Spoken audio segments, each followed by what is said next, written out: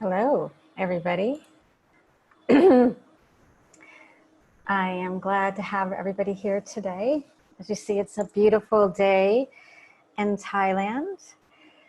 And we have people here right now from all different places. I wonder if it's beautiful everywhere right now, like it is today. So I see people are still coming in. So I might just take a moment to take a breath as I see the people pouring in.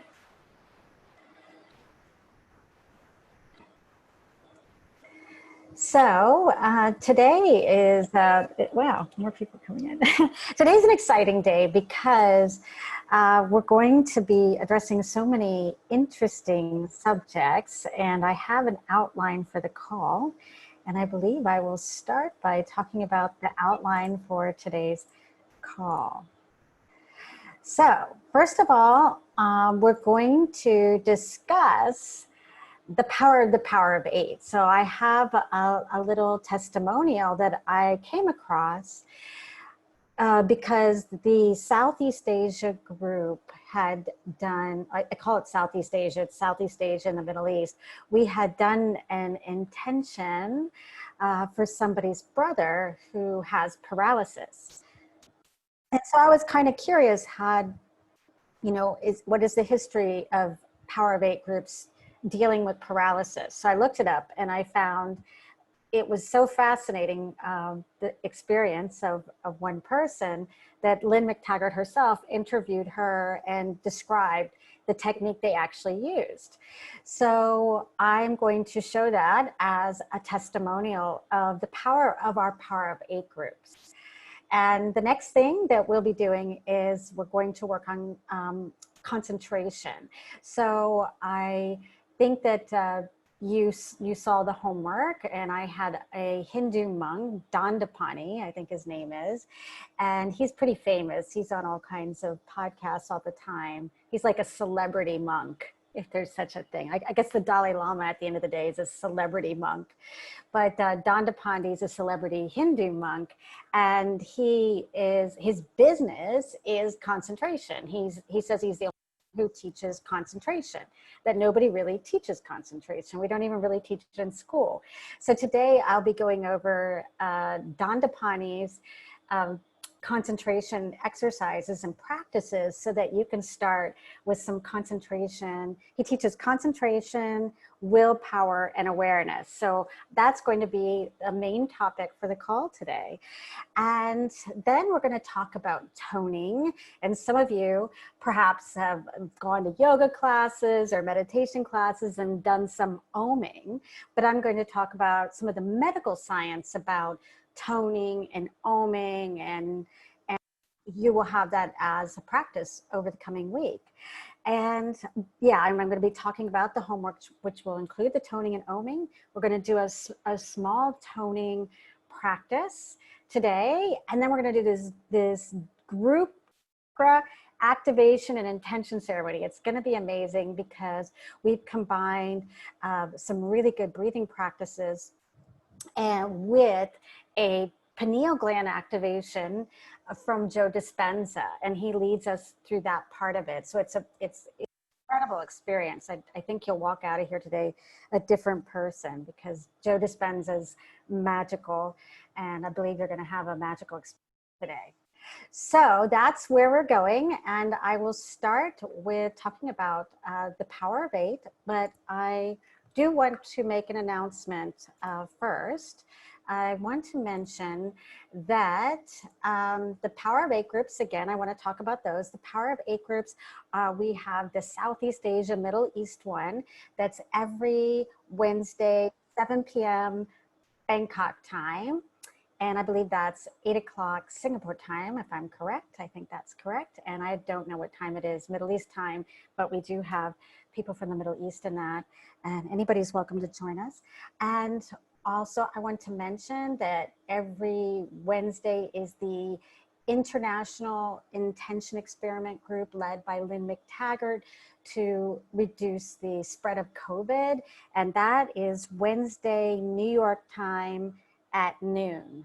And that's 11 p.m. Wednesday, Bangkok time, if that helps. So I really encourage you to be a part of that and to learn from Lynn McTaggart and be a part of this large crowd of intenders. And within that group, there are lots of Power of 8 groups that join every week. And then the final intention group, again, is the UK group. But a lot of people are from all over the world that go to the UK group, and the UK group is London time, Friday, 8:15 a.m. So that's a really powerful group. So I want to mention that because I want to keep pushing you guys into that group and getting some momentum going, because that's what you're going to be left with, and you will continue. And then that's where the magic is going to happen and the miracles. Now I want to mention that today and tomorrow will be our last breathwork calls with Rita for this course. So we have one after this and at 6 p.m. Bangkok time, and we have our breathwork call on Sunday at 3 p.m.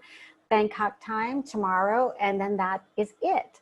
But I'm very excited to announce that you can continue with Rita in many ways, and I highly suggest this. This is a great way to keep your development and work going. So Rita is doing packages, and I really think that's a great way to go. You can do a package with Rita of a number of breathwork and rebirthing sessions. And I love the idea that it's sold as a package, because it really is a good idea not to just have a one-off experience and think you're all good. I believe that my great experience is doing so many breathwork ceremonies with her, and it's a really, there's some, I can't even tell you what happens in it. As you know, if you've done it, it's hard to describe, but you've already have a taste, so I'm not going to describe it. And then the other thing is, I'm excited that Rita will probably continue on with the course. I'm sure, I know she's continuing on with the course. I don't know the details, but this would be a way to continue doing breathwork with Rita on a regular basis. And I think that's a great opportunity for you too. So I would suggest to you get in touch with Rita if you're interested in any of that, but start thinking about it. That's why I'm talking about the trying to get you off into your own Power of 8 groups and moving you to Rita, so that when we're done, you will continue on and the magic will continue. And I know it's going to continue. So this is super exciting. So those are the announcements I have to make. And now I would like to show the testimonial about the Power of 8 groups with Lynn McTaggart. And we're going to show that now on our screen. And we will provide this link to you in your homework, so you'll be able to look at it again and share it with friends and family if you like.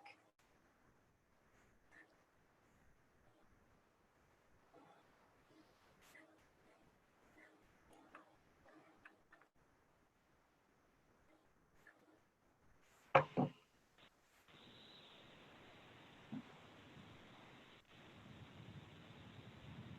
can't hear it. Oh.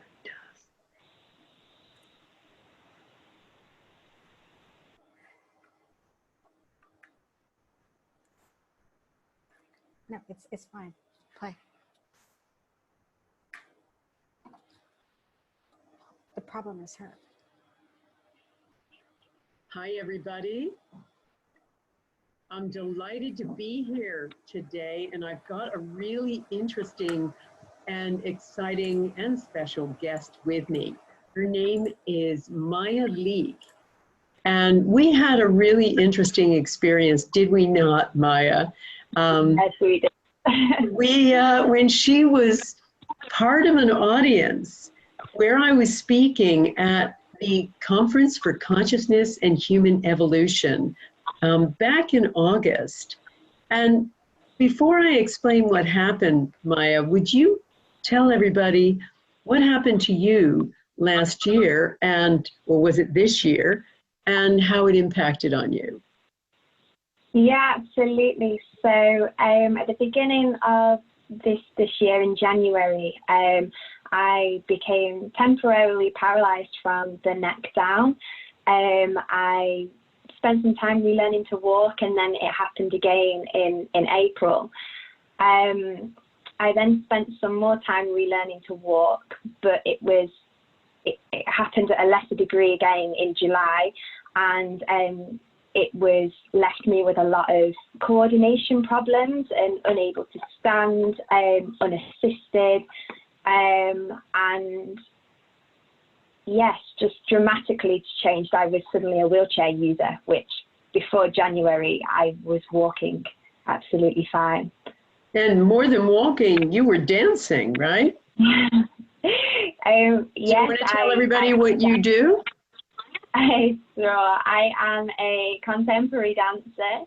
I also teach dance, from creative dance to 2-year-olds in nurseries, right up to chair-based movement for 92-year-olds was my oldest participant. But my real love is I am a contemporary dancer. Yeah. And you're from the north, from Lancashire? Yeah, right from Lancashire. North of England. So Yes. what happened with the doctors? Did they know what was going on with you? No, it was just a complete puzzle. When it happened in January, I had MRI scans and they said, there's nothing on your spine, you'll be totally fine, kind of just relearn to walk and you'll be fine. Then it happened again in April, and I spent a month in hospital, and I became really quite poorly in hospital, and they still were unsure. The scans came back clear, and this was the problem, but then I couldn't move. So they decided it was something called a functional neurological disorder, which was more code for we don't know. It's more just unexplained neurological symptoms that it should get better, but should have got better the first time, so shouldn't have happened like they have the second time. And they've just left it with, you're just going to be relearning to walk for the rest of your life, and then it'll happen again, and then you'll relearn to walk, and then it'll happen again. But yeah, I don't accept that. So Good. that's kind of where we're at the moment. That's wonderful that you have that kind of attitude. So let's talk about the conference this summer. It was the very end of August, and Yes. I gave a talk about the power of 8 and what happens with small groups and some of the miracles that I've witnessed. And you came to the conference, and at the end of talks like this, I usually put the audience into groups of 8 or so and have them experience it for themselves. And I've witnessed a lot of amazing things, but possibly yours is one of the biggest. So tell us how you came to the conference and what happened. Yeah, so I actually saw the conference first in, I think it was March, and I was very much in a phase of relearning to walk then, and had just been bedbound for the past 2 months. And I was like, right, this is my goal, to be able to go there. And well, I have to be walking by August because I've booked this now, so it's happening. And then that didn't quite work out. And I am a wheelchair user, so I thought it's okay because I can go in my wheelchair. Then during your talk, I was totally captivated by everything that I was learning, and it was really resonating with me. And then when we started doing the power of 8, it basically, I felt this immense buzzing in my body, because I was fortunate to be the one selected as the person who was going to be the receiver, not the giver. And it started with this intense buzzing. And sorry, do you want me to go on and explain this? Sure, please tell us. So it started with intense the energy. Buzzing, yeah. The intense energy was amazing. And I thought, wow, this is powerful. What's going on here? And I felt like I was sinking into my wheelchair. And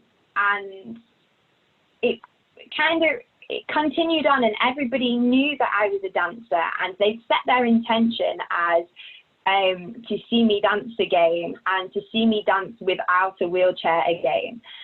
And I was really overwhelmed with this, by just gratitude, actually, that so many people felt so strongly by this. And as we were continuing with it, I suddenly wanted to pass on my, I think the gift of like the healing that was occurring, because I felt like, oh my gosh, this is too much just to keep to me. So when I changed my intention from, I was also visualizing me dancing, but I also shared it with a family member of mine who has cancer at the moment. And the second I sent my intention of healing to her, it felt like my wheels were falling off my wheelchair. And I thought, oh my goodness, like, am I going to be on the floor? Like, what's happening? And they continued with the intention and just visualizing me dancing and bathing in this absolute gratitude that so many people were wishing me to dance again, because it's my love, it's my dream, but to have that from somebody else. And it became, honestly, it was so powerful. It's like this thinking, like I say, it just changed, and it was like I was falling through my chair. Thankfully, I didn't fall through my chair. My wheels were still attached, which was great. What happened then? What happened? So we were calling on people in the audience who had been recipients to talk about some of the things that had happened to them. So what happened to you? So it was kind of my group, because my group was so overwhelmed with emotion by it, and they were all explaining how they see me dancing and how it was so free and beautiful, and the way they were describing I was moving in their mind was the way that I like to move, which they didn't know. And then as you were calling on people to share, I just felt like I wanted to share with everybody what had happened. So you gave me the mic, and I went, oh, I'm going to stand up, which doesn't happen. And I thought, I'm going to stand up? Yeah, okay, I'm going to stand up. And then as I went to stand, a lady went to help me, which normally I would need so much help to get out of my chair. And I was stood there and I went, I don't need you. And it was this total moment of I was able to stand unaided for the first time, like since it had actually happened again in July. And I was just stood there and I was able to talk to the whole room, and I stood for a few minutes, and it was just the best feeling. It was absolutely amazing. It really was. I don't think there was a dry eye in the audience, Maya, when you were talking and you got up out of your wheelchair, and me included. And I just wanted to share your story with my community, because I want people to understand the power of this. And I think one of the, I'm still learning about this and still looking at this, but I think one of the big powers here was that sense of oneness you had with your group, and also your ability to move off of yourself and try to intend for someone else. Both of those things, I think, came to this, created this altered state that created this kind of amazing transformation. So I wanted to also let everybody know in my audience that this is the kind of work we do for an entire year with our Power of 8 Intention Masterclass. So I have a little message for Black Friday weekend for everybody, to be honest, and that is, don't buy more stuff. I know there's a lot of bonuses out there. There's a lot of discounts. There's a lot of stuff. You don't need more stuff. What you need is a transformation, and the kind of transformation you can get with a group and getting off of yourself. So please find out more about my Power of 8 work. My Power of 8 Intention Masterclass is kicking off next year. It's for an entire year, and it has a special price right now, and you can find out more by clicking on the links below. But all I can say is the biggest power, and the thing that I find the most exciting about this work, and in working with people for a whole year is finding the transformational effect of altruism and working in a group, because it's not just a person like Maya who gets healed, but everybody else in the group with continued work. So give yourself the biggest gift of all. Don't buy more stuff. Come in to a Power of Eight group, come into my class and learn how to transform and heal your life. Thank you, Maya. I know you're going to be part of a Power of Eight group next year, and I hope that it continues to heal you. Thank you. I'm so grateful and so looking forward to it. So thank you. Wonderful.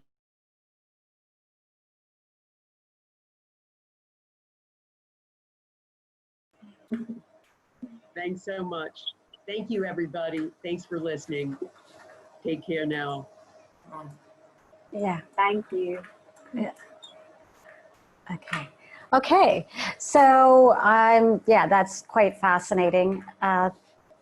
That miracle is quite fascinating. And as you see, I've seen Lynn talk about this with actually some doctors that work in the power of belief. Some of you guys might know Dr. Bruce Lipton, who wrote The Biology of Belief. And he also was the one who created the medical term called epigenetics, which is a big, huge term in the field of medicine now, and even in biohacking, and you know, all these, everybody's saying the word epigenetics, but it all came from the biology of belief. It was a medical term that that was indicating the power of the placebo effect, whatever that would be. You know, how our mind controlled our body. So when she was talking to Dr. Bruce Lipton about it, there were a few things that they analyzed in her situation. Is first of all, she was receiving from a group. They were synchronized, listening to the same music. But she moved into gratitude. And gratitude is a very, very powerful energy. And this is a beautiful thing. So when I say to you, be open to receive like a sponge, it would be good to move into the energy of gratitude, because that's a very powerful energy and it's going to amplify everything. Now, it is possible, and I can tell you from firsthand experience, that it's possible to move into shame, guilt, doubt. I'm not deserving. This is my shadow. I, for some reason, suffer a lot of guilt. I don't have anything to really be guilty about. I'm just one of these people that always feels I don't deserve it. Shame, for whatever reason, no one ever made me feel like I should be ashamed. I just suffer. So often when I'm, you know, receiving even a compliment, and some of the people who know me and my staff know me, when you give me a compliment, I'm like a deer in the headlights. I don't even know what to say. Some of you come to Phuket Clans and said nice things, and I probably don't even show gratitude because I'm like a deer in the headlights. I'm confused, shocked, don't know what to say because I think I don't deserve this. So that is not an energy I would suggest anybody stepping into when they are doing ever really. But in the Power of Eight work, if you can say, you know, maybe like me, I have to know, okay, I suffer from guilt and shame and feeling I don't deserve things. So I'm going to accept this gift. And as I'm in a Power of Eight, I'm going to I'm going to be mindful and aware if I move into guilt and shame. And I'm going to do everything I can to open up to gratitude, because that's what people want when they give you something anyway, you know? And then once you move into that energy, it really amplifies your ability to receive. But then she did another little trick. And then in that moment of overwhelming gratitude, she shared that energy. She brought, maybe in her imagination, or she sent the energy from her heart to somebody else. And then she stepped in the space of miracles. So I want to encourage you first to continue with your groups of 8. As you heard, Lynn McTaggart mentions that her groups of 8, she was talking about her masterclass. You're probably going to go online like, I want to sign up for her masterclass. She only does one once, like every 2 years. And it's 6 Saturdays, and she just gives talks on intention 6 different Saturdays. And then the rest of the year, the Power of 8 groups just meet on their own. And that's it. And she'll send a little email every once in a while, give some suggestions, but it's very basic. So in many ways, I have attempted to simulate what she does, but much different, because there's not a lot of training, there's not a lot of material, you know, because she has all these best-selling books. If people want to be trained, they can get her books, they can watch her podcast. There's just so much out there that she doesn't necessarily need to go through the process to share her content, because it's out there. So, but this is what you can continue to do. You've had the training, you will have had, you know, 8 to 9 weeks of training, and then you can continue with your groups. And I'm giving you a few tricks of the trade, saying, look at what she's saying. She's saying, as a receiver, move into gratitude, and then you can share that. And I've seen in the intention field, there's one of the first well-known people in the field of intention was Jose Silva. I'm sure you guys don't know the Silva method. Everybody's so young here, but there's something called the Silva method, and it was an intention creative visualization method. And he also used to say, when you are intending or praying to, you know, bring somebody in as you are receiving for yourself, bring somebody else in that could use that same intention. So that's a little trick of the trade, receiving and even intending to share it. So that was one thing I wanted to mention, and I will try to continue to find little testimonials to share on the Power of 8 groups in different ways with you, even over the course of the year, because it's really important for you to learn some of the techniques that people use in their Power of 8 groups. There's not a lot of techniques, it's very simple, but every once in a while you can dissect, when a miracle happens, what actually happens. So that's what we just did. We dissected that miracle again. So I will share that with you. One of the things I'm kind of excited about sharing with you in another call, and you might have to remind me because I have a lot of things I want to share with you, but I want to really get to this one. When I was going through Lynn McTaggart's Power of 8 material and her intention material, she was talking a lot about how to change the past.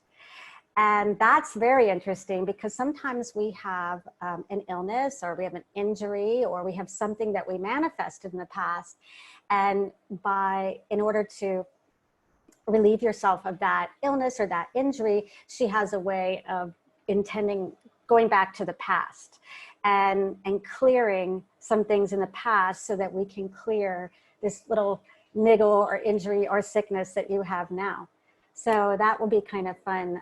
That's something I want to do with you guys. And that's what I've learned from her testimonials. But I encourage you also to go through her testimonials and learn and take your own notes. And if you find some really cool technique or some great testimonials, send it to me. This is really important, like the 4-minute mile. As I mentioned to you earlier, a few weeks ago, that nobody had ever run a mile in 4 minutes until someone had. And then Roger Bannister ran the 4-minute mile, and then after that, everybody's running the 4-minute mile within that same year. So watching these testimonials of these kind of miracles and Power of 8 testimonials is going to train your mind that you can intend. This is a human capability, just like running the 4-minute mile, and you can receive. So I encourage you, to start watching these things too. Okay, so that's it for the Power of 8 information, and I have put that in your homework, so you can always watch that video and share it with someone. And so now let's look at some of the homework material that you have coming up. So this is the material that will come up, and as I mentioned, here is a video where you can see that video again if you like. And the next page. Yes. And the exciting thing, oh, okay, I think it's starting to I don't know if you can see, I'm on the second page of your homework, but it seems to be loading a little bit slowly, but maybe you can see it quick. Can people see the second page of the homework where it says daily practice? Oh, you can. Okay, so I think it's just slow loading on our end. So this homework is kind of cool. Back to Dandapani, the celebrity Hindu monk. He has a really interesting concentration course. It could be something that you choose to do, but I will let you know some of the basics of it. So basically, he has a very foundational practice that he gets his people who take his course, that he gets them into it right away. And he asks, I'm going to ask you to look to the second part of the homework where it says, the bottom half of this page where it says 15 minutes, 3 times a day, engage fully in one of the following.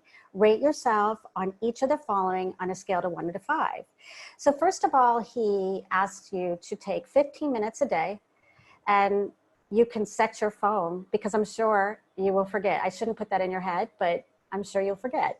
I have really committed to it, and I forget unless I set my phone. And so you can even set your phone as I talk so you don't forget. But he asked people for 15 minutes, and I would love for you to do this from now until we meet again, to set your phone for a particular time of day.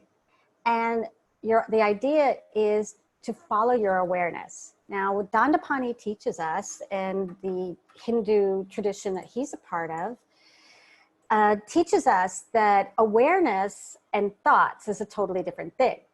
So I'm going to ask you for a moment to become aware of your mind. So I know you're like, what do you mean become aware of my mind? I am my mind. No, your mind is a thing, and that's not you.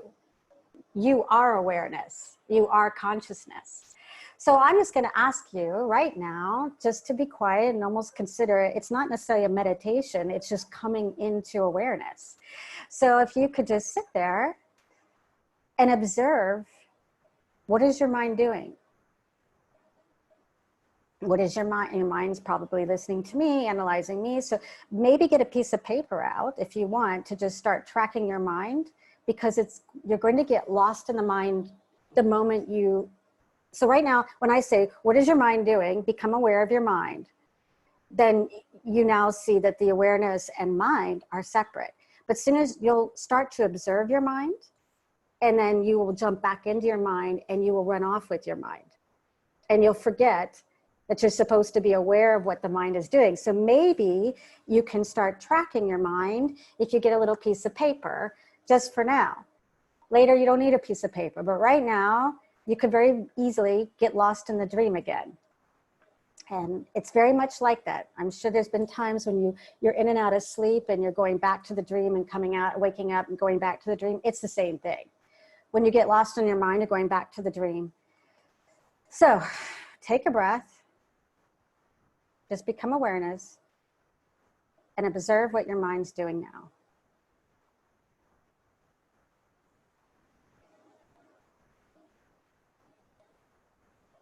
Is your mind on me? It's probably feeling an emotion.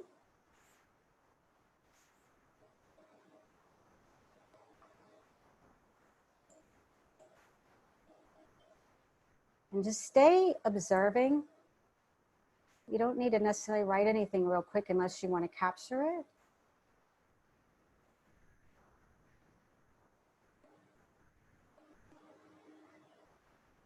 And what Dandapani tries to teach us is, when you're observing what the mind is doing, it's usually involved in some particular part of the brain experiencing something.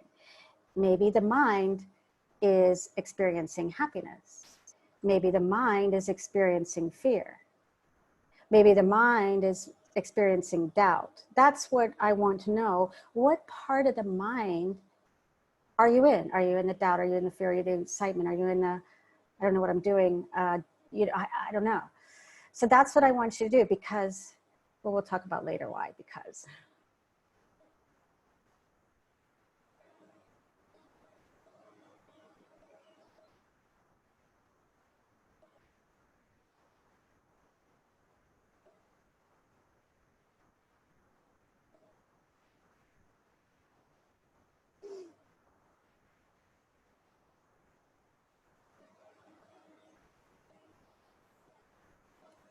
It's an odd thing to observe the mind.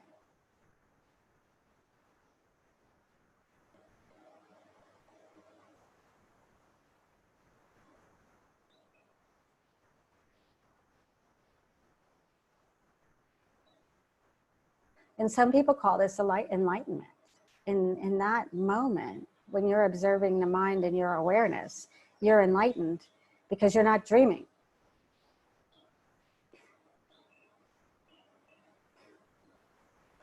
So why Dandapani wants you to observe the mind is because he wants you to then be able to move awareness. So you become awareness, and maybe you observe, oh, well, I'm feeling kind of confusion. I don't know if I'm doing this right. Then Dandapani says, take your willpower and move the mind into the happiness region of the brain. And he says you can imagine this as this is a tool. He suggests that you can imagine your willpower is like a flashlight, or your awareness is like a flashlight. And awareness is like putting the flashlight to find the mind. And then you find the mind sitting over in some corner of confusion or doubt, or I don't know if I'm going to be able to do this. So I'm never going to be able to do this. This isn't me. I can't control my mind. Whatever kind of bull crap you got coming up, and more than likely there's some bull crap coming up because it is weird to observe the mind. And if you can just kind of observe where the mind is, and even if the mind is in a pretty good region, imagine that flashlight becomes a laser. And you're able to like move that laser, move the mind or move the awareness to a more exciting part of the mind, a higher emotion. So take a moment, look at what the mind's doing, and then move it to a more exciting region of the mind. Some little area of the mind that feels a little more fun or euphoric.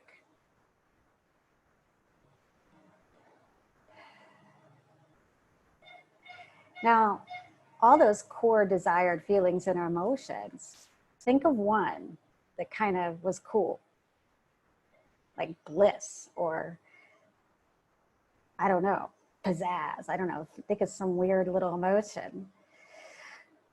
Observe where the mind is. Maybe take a breath and move awareness to a part of the mind that carries one of those core desired emotions. And can you feel it?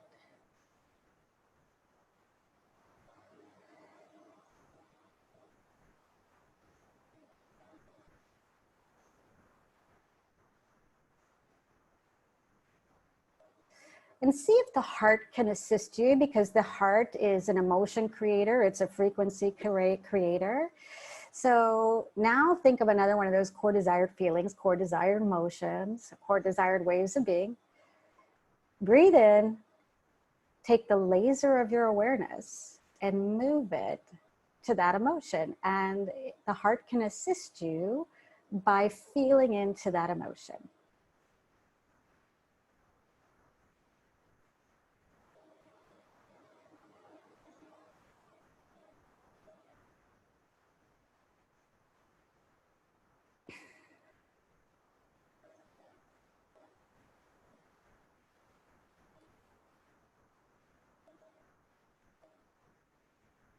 And just stay there.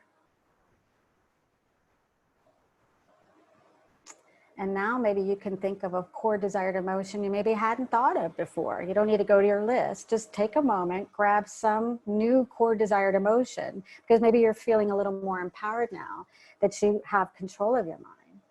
And grab some core desired emotion that's even more exciting than anything you thought of so far, and go move into that region of the mind, holding that emotion in the heart.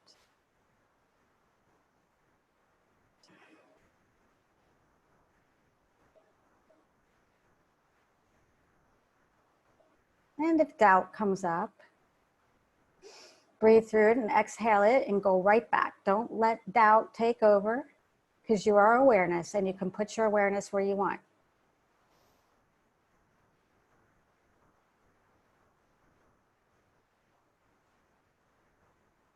You don't necessarily need to visualize, just be in the energy of the heart and the emotion.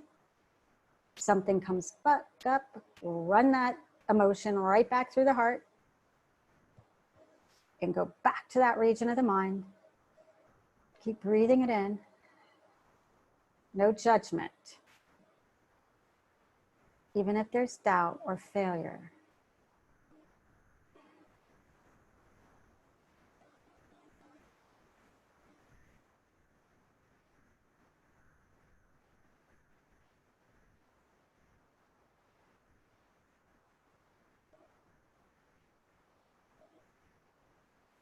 Okay, beautiful. So that part that's the awareness exercise. Okay. And that's in your homework. And that's where I would love for you to set the phone, and you can be real playful about it. You can say, I'm going to choose a random time, 5 different times of the week. That's just going to surprise me. You know, I'll do a 4 o'clock, I'll do a 6 o'clock, I'll do an 8 a.m., I'll do 11 a.m. And it doesn't, you don't have to think through like, oh, where am I going to be at that? You're going to surprise yourself with that alarm going off. And you're like, oh, I just need to. So you can be with a crowd of people and still be aware of where your mind is and move your emotions to different areas. So that's the first part of your homework. Can I see that document yet, the homework? And the second part,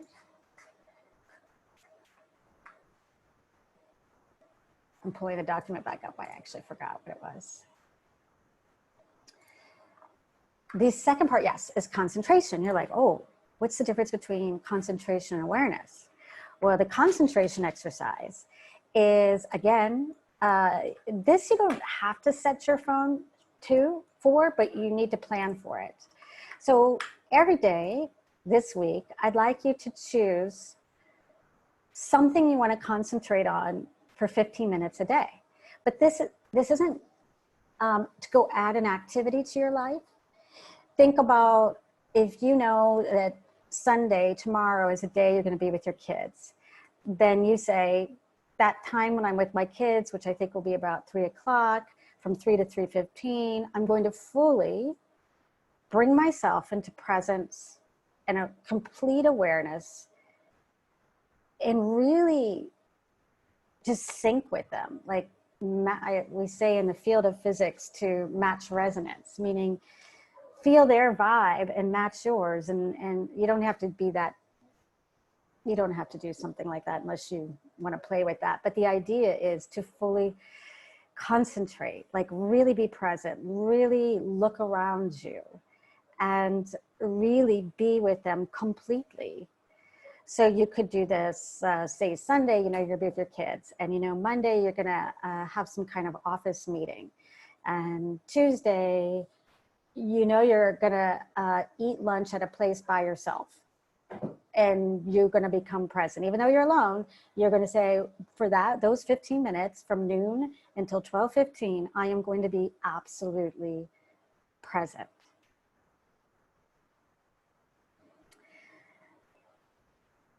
And observe it.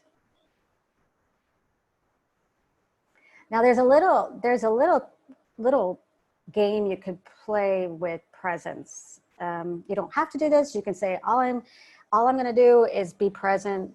The homework is I got to be aware for 15 minutes a day. I got to be present. So you're not changing your life. You're not making any new engagements or activities. You're doing what you're doing. You're just making sure you're concentrating completely and completely present. And you're observing your awareness, right? But if you want to mess around with concentration, like say Wednesday, you're like, man, I'm great at this concentration stuff. Now what do you want me to do? Okay, I got one for you. So say you are in Wednesday and you're concentrating, you're in your concentration activity. There will be times, especially in these days and times, when anxiety comes up and fear comes up, or maybe an emotion comes up, and you almost want to pull your concentration away at that point because you want to get away from it. You're like, well, I don't want to be present. I'm feeling fear. I want to get away from it. And maybe you'll want to take away your concentration. if something like that comes up, an emotion that you don't really want to be present with, you want to move more fully into it. You want to say, oh my gosh, how wonderful. I have an emotion that I don't like that's just come up. Great. That means there's something for me to gain. There's something in life I'm missing. I've got this negative emotion because there's something so glorious behind it. So you want to get really present with that emotion and just breathe through it and feel it and move through it more. And then eventually there'll be a moment, there'll be an opening where the emotion's not really real. It's just dense, slow moving energy. But there's a moment when you get so fully present and you stay present and you breathe through it, you'll loosen that dense energy and it'll open up a little bit. And in that, you'll begin to experience the freedom and energy that's behind that dense, slow moving energy of anxiety and fear.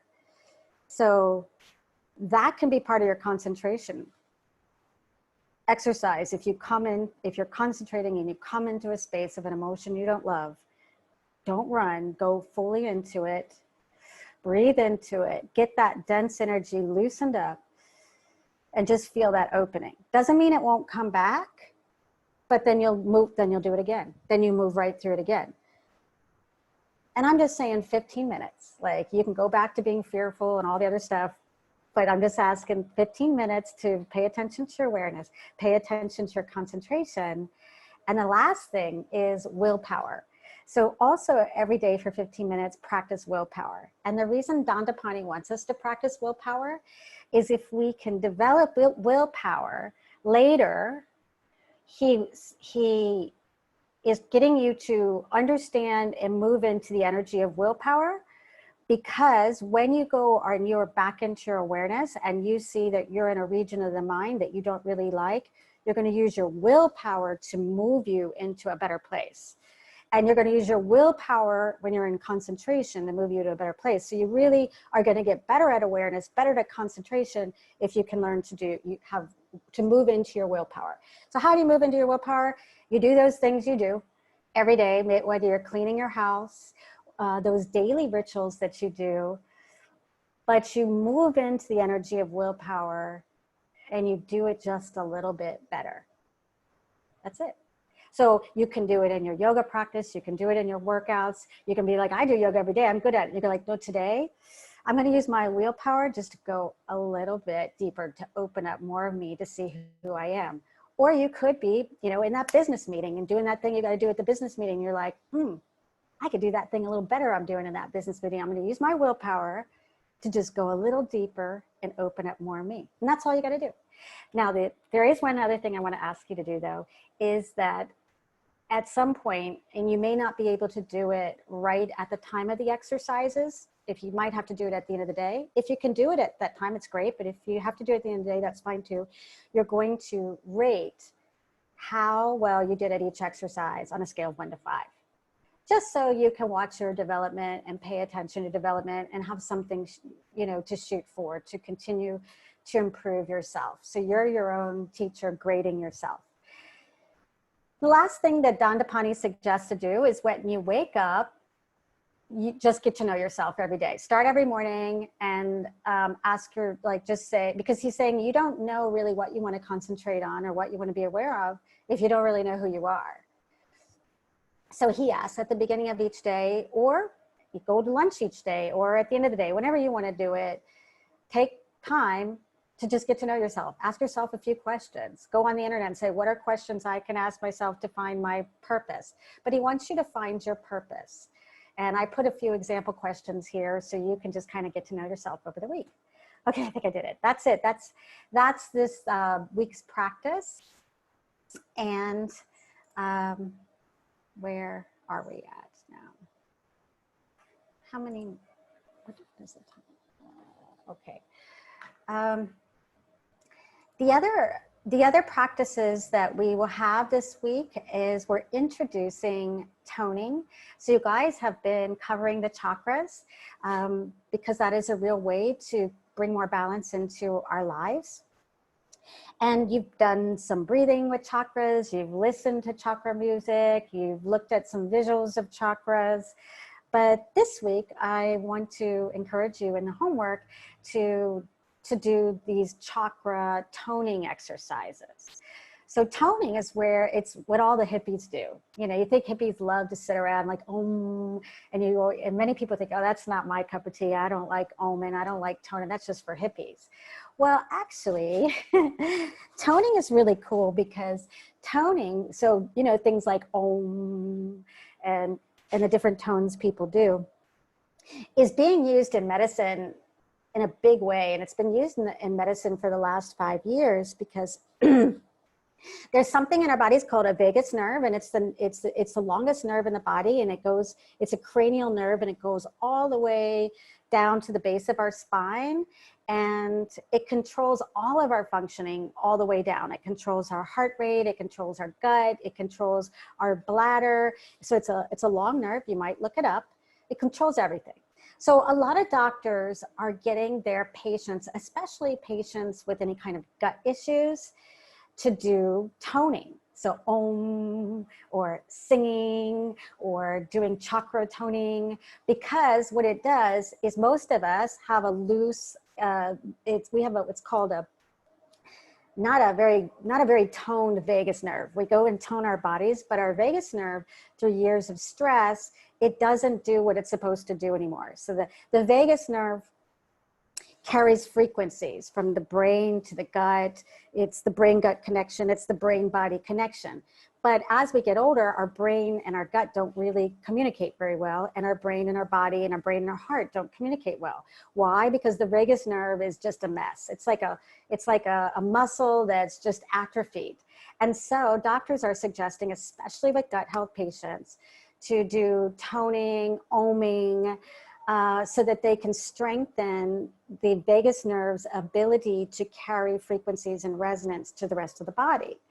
So that crazy hippie thing that we thought was just for hippies, it's actually the latest thing in medicine.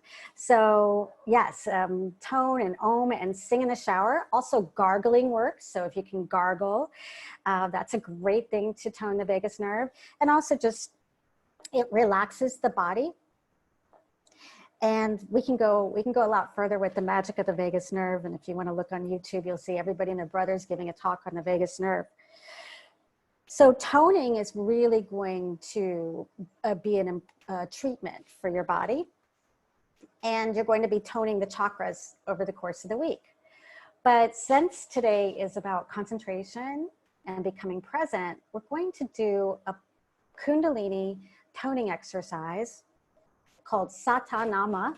And some of you have been at Phuket Cleanse and you've done Satanama with Rita. And Rita, can I ask you to tell us a little bit about how you first learned about it and what your experience was and what your experience was teaching it? Hi, Mel. Thank you so much. I first learned about it when I was going through Kundalini instructors training, and it was such an important. It's one of the most powerful kriyas in Kundalini. It's called the Kirtan Kriya, also Kirtan, and it is such a powerful kriya that we would have to do this every single day of our training, and it was also part of our take-home homework. It was so important. We did this 40 days. We had to journal after each time. If we missed a day, we'd have to start over the 40 days. So this is just like Kundalini, it has to do with energy movement. It has to do with breath. There's so many different levels to this one simple meditation that it is one of the go-to meditations that I do. If you have only 15 minutes a day, go to this because it's only 11 minutes. Okay, so we have a diagram in your homework how to do it, and we have an 11-minute audio. But Rita, do you mind if I ask you to tell us some of the mechanics of it? Where would somebody breathe? Because I know a lot of people new to it, they don't know when to breathe and they're holding their breath at the wrong time. But I know if you apply good breath mechanics, it really takes you a lot deeper. And the hand movements, if you could share some of that with us. Yeah, it's a simple thing. It's only a mudra. A mudra is the hand movements and the mantra. And so I will start with the hand movements, the mudra. It is, well, first of all, the mantra is Sa Ta Na Ma. And I think that Mel will explain more about what this means, but Sa is birth, Ta is life, then there's death and rebirth. So it's a circle, and everything about this meditation has to do with this circle. So the mudra itself is the thumb touches your index finger on the Sa, then it touches your middle finger on the Sa Ta, the ring finger on the Na, and the pinky finger on the Ma. And then you start over again. So it's a circle here, Sa, Ta, Na, Ma. I'd like everybody to try that. And be sure that when you're doing this mudra, you're not just, unmindfully touching your fingers. Put some pressure on it. You don't have to squeeze, but you have to just put a little pressure so that you're mindfully pressing on each mantra sound. Sa, Ta, Na, Ma. Understand it's a circle, so you start again. Sa, Ta, Na, Ma. Sa, Ta, Na, Ma. So this is the circle here of the mudra itself. The mantra, as we've been saying, it's Sa Ta Na Ma, meaning a circle of life. It's not only our physical life, but everything in nature, right? The seasons are circle, the days of the week, Monday through Sunday, Sunday through Saturday. Everything is a circle, even our relationships, there's a beginning to it and there's an end, and there's another one and there's a beginning and an end.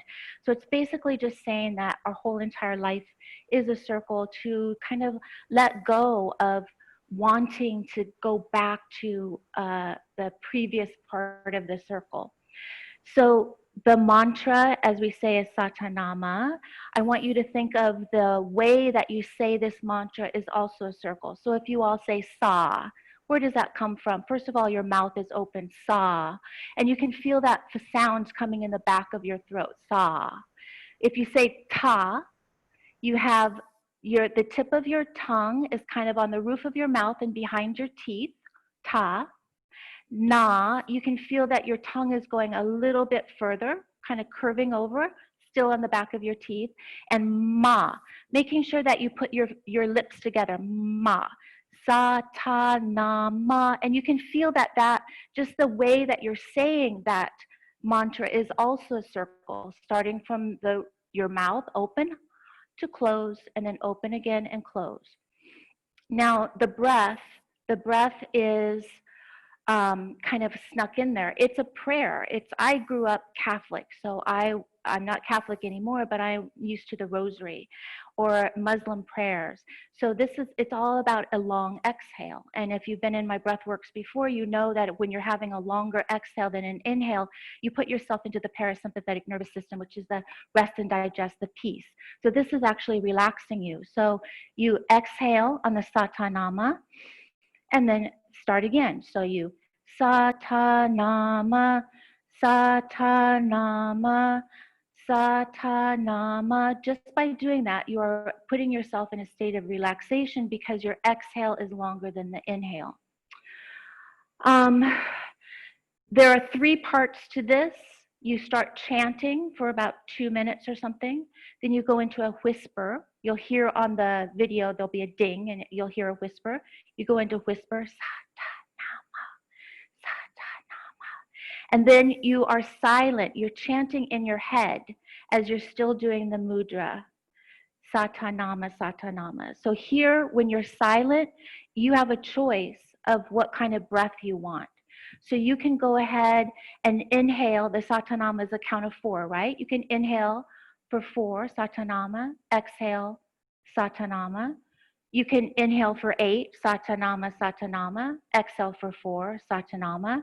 You can inhale for 12, Sa Ta Na Ma, Sa Ta Na Ma, Sa Ta Na Ma, and exhale for 12. So this is when you can start playing with your breath when we go into the silent mode. So again, the mantra is singing out loud, whispering, singing out loud for about 2 minutes, then it'll go into whispering for about 2 minutes, then it'll go into silent chanting in your head, and then it'll come back up again to whispering, and then chanting. So again, this is a circle also. So the idea, I was going to have us chant together, but we have an amazing activation meditation today, and it's going to take a little bit of time. So I have put the Satanama and the hand movements into your homework. You have a video to watch. It's only 11 minutes. And this will be part of your concentration practice. It'll bring you to peace. It'll bring you to concentration. And you'll be treating the vagus nerve. So this is concentration week. Now, what's on the other side of concentration week is, you might say, well, what does concentration have to do with manifestation? Well, if you can manage your awareness, your concentration, and if you can transmute lower emotions, you can move into very potent states for manifestation, and you can manifest your life minute by minute, hour by hour, on the spot, as opposed to sitting in a room or a power of 8. You want to be able to manifest in every moment, but we need to develop your concentration practice. So I'm just going to say, if you all, like when you go to the dentist, you get a lollipop. No, I don't think any parent would bring their kid to a dentist. Maybe my mom did. I would go to the dentist and then I get a lollipop because I went to the dentist or went to the doctor. And I used to hate going to the bank. I don't know why. Remember, I don't know if you know, the bank ladies in America always give kids a lollipop. I don't know why kids don't like going to the bank. Well, I'm going to give you a lollipop next week if you do your homework. I don't know what that lollipop is, but you will, if you can get through your concentration homework, your awareness homework, your willpower, your Satanama practice, and really move into concentration and awareness, you'll all get a lollipop. And then I'm going to give you some juicy, magical technique that you can use with your newfound concentration and awareness. So that's it for a lot. I know we've shared a lot of information. We're about to do this amazing meditation, and it's based on the work of Joe Dispenza and in some wonderful, wonderful breath work. We're combining some great breath work with Joe Dispenza's pineal gland activation. So Joe Dispenza has a really particular interest in getting us to move the dense energies that are really stuck in our lower chakra and move up to our lighter, more divine chakras. So especially now more than ever, we are in our survival chakra, our root chakra, we're in our willpower chakra, we're in our creation chakra, and we're just trying to survive. We're hanging on, and that area has got a lot of energy from the lower part of our body down, has a lot of dense energy. A lot of people, if you ever experience any kind of medical problems in those areas, you can assume that there's some dense energy going on in that. And this particular meditation as a medical practice would be useful, but it'll also be useful for your overall peace of mind. So the idea is that there's going to be a point in the meditation later on at the end of the meditation where he's asking us to contract our root chakra. So that's sort of like the Kegel exercises. Michelle, you wouldn't know what a Kegel exercise is, but that's an exercise that women will often do after giving birth, or women with incontinence issues. It's in the fitness field, we call it contracting the pelvic floor in order to contract the pelvic floor and engage the core. The idea is if we can close off that root chakra by tightening our sphincter muscles and the urinary tract muscles, then the muscles are used to hold your urine. You're going to tighten that up, and that's going to pinch that root chakra.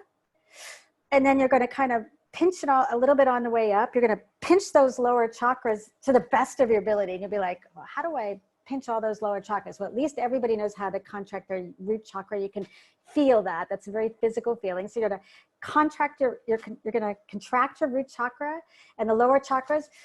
And you're going to be bringing that dense energy up into the heart chakra, the throat chakra, the pineal gland. Anyway, Joe Dispenza is going to explain it and you'll understand it. But when he's like, contract your root chakra, you'll know what it means. It means to take those lower muscles and pump that, tighten it, and it's going to pump that energy up. But he'll walk you through it. You're probably like, what the hell are we going to be doing now? Well, it's going to be cool. You'll love it. You'll feel amazing for it. So all the instructions are in the audio, and I'd like to just give you a few minutes to just get in a comfortable place. Rita, do you have anything I should say at the beginning of this, or any other instructions? Okay. All right. So maybe can you just take like 4 minutes and get comfortable? If you have to go to the bathroom or whatever. I do recommend using blindfolds because you might see some colors and see some things, and we're gonna do an incredible session here. And you just lie there. And the good news is that this audio is pre-recorded and it's in the Intention Games YouTube channel already. Also, we'll provide it in your materials. So if for any reason you have to get up at the end or something, this audio will be something you can use again and again. And there'll be moments of pause and quiet in it. That doesn't mean it's over, just pause, meditate. And at the end, we'll pick you up at the end, but there'll be a little quiet pause at the end. So Rita will be with you on the other side of this.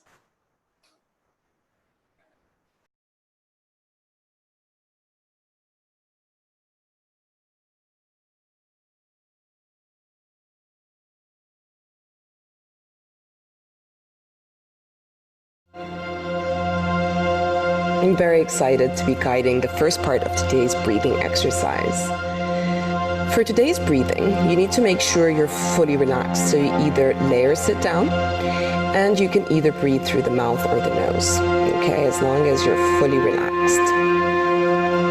We're going to be doing a total of 6 rounds. First 4 rounds are going to have 30 breaths at the same pace. The only difference is on the breath holds, we'll try to increase on each round. The last 2 rounds are going to be at a faster pace, but the breath holds will be shorter. If you feel the pace is too fast for you, feel free to slow it down, as long as you're enjoying the breath holds and feeling that you're flying. So as long as you're relaxed, we can start in a bit. So we'll be using chimes as well to help guide you, and there'll be some breathing in the background. Okay, let's do this.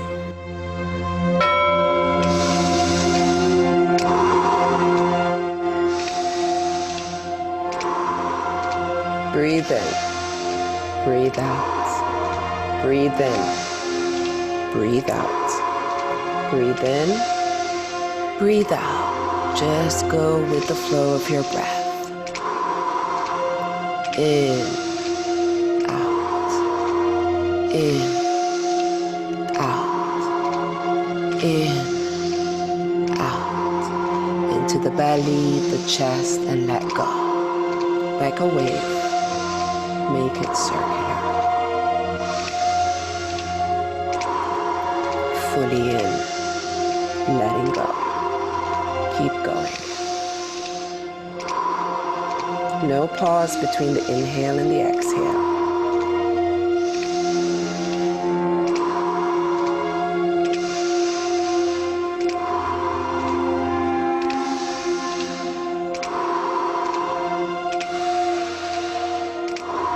You're doing great, just 10 more to go.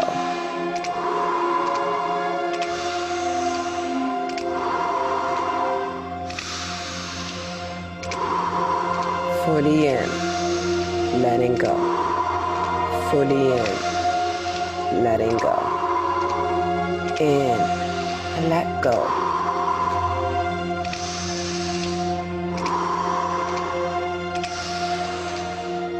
Let's give it all we've got. In, out, in, out. Next one, fully in, exhale, and hold for 30 seconds.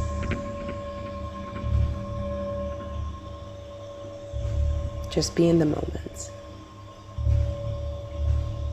Let the body do what the body is capable of doing. Be aware of your heartbeat. Try to slow it down. Get ready for the recovery breath. Fully in. Hold for 15 seconds.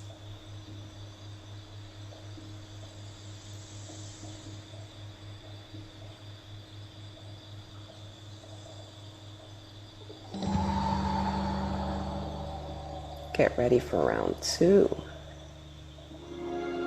Breathe in, out, in, let go, fully in, letting go.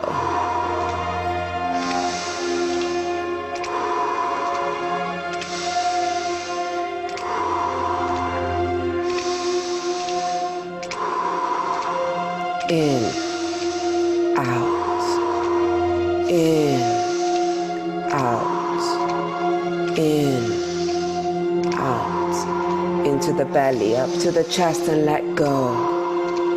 In, out.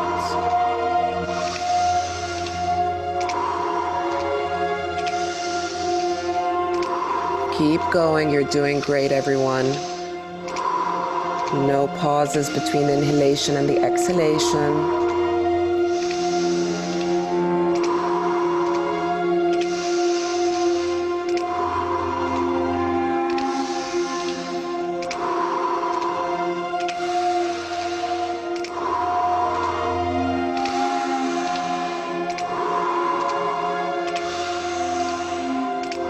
Few more breaths to go. Let's give it all we've got. Fully in, letting go. Nice deep circular breaths. Let go. In, out, in, out, in, out. Give it all you've got. In, out, in, out, and get ready for the inhale. Exhale and hold for 1 minute.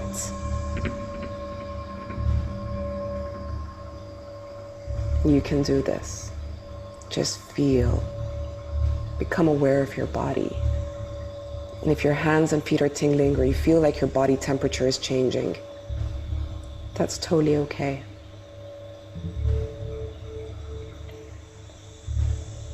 You're doing great. And if you feel like you need to take a breath before I give the cue, you can take a deep breath in, fully out, and hold your breath again.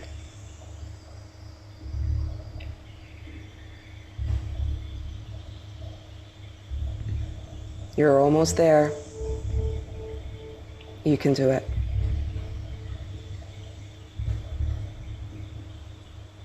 Amazing. Okay. So we're going to take a deep breath in, hold 15 seconds.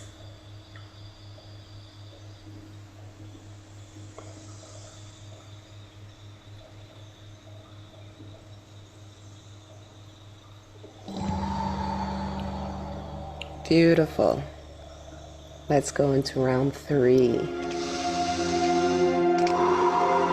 Fully in. Letting go. Back into that rhythm.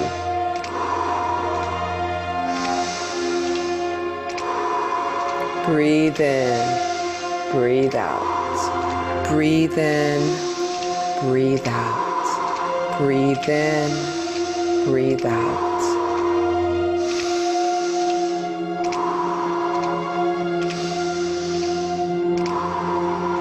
Into the belly, into the chest, letting go. Remember, no pauses between the breaths, making it circular. Just keep on going. In, out, halfway there, in, out.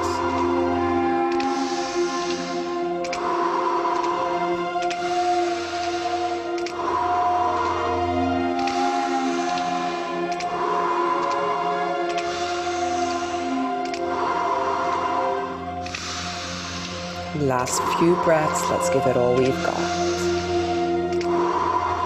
Fully in, letting go.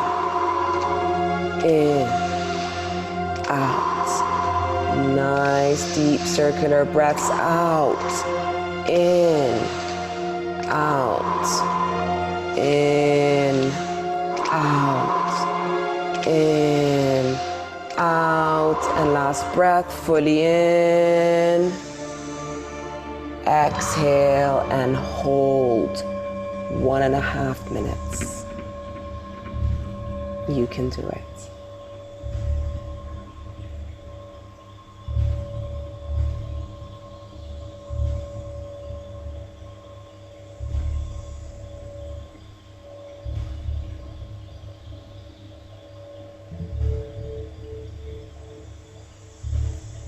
become aware of the blood running through your veins and your heart beating, and feel.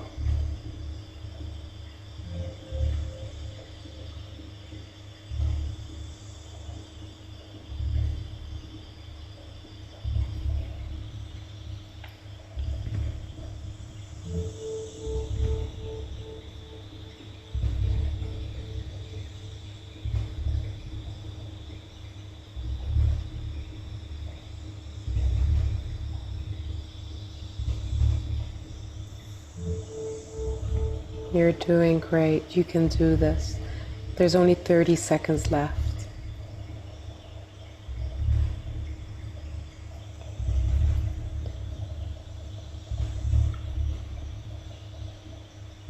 You're almost there. Let's do this together. Hold, hold.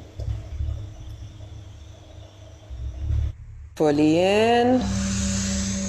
Hold 15 seconds.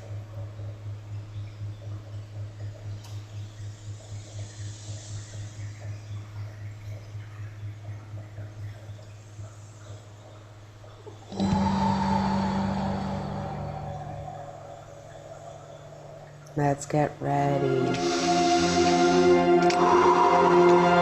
in, let go. Fully in, letting go. This is round 4. Out, in, out, in, out, in, out, in, out.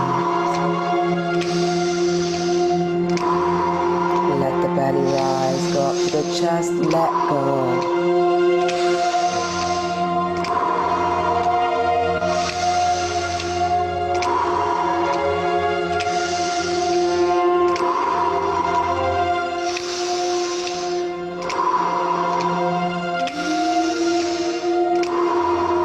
Breathe in, breathe out. In, out, like a wave.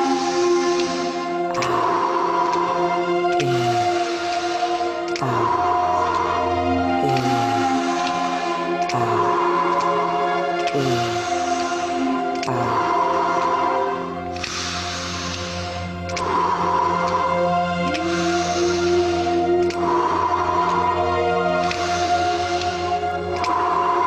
Few more breaths. Give it all you've got and make these breaths count. In, out, in, out, in, out. Last inhale. Fully exhale and hold for 2 minutes.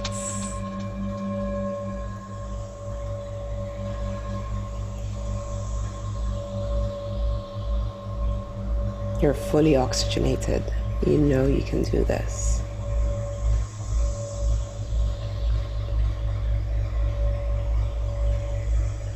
Embrace those tingling feelings, those sensations in your body.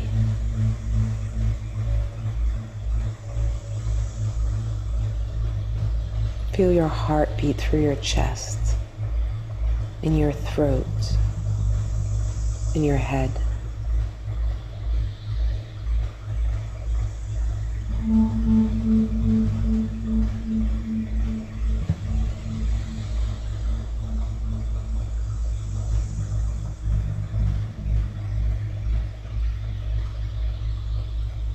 If you've done it up till now, you're doing great. If you need to take that breath, you can just take a sip of breath, let go and hold again.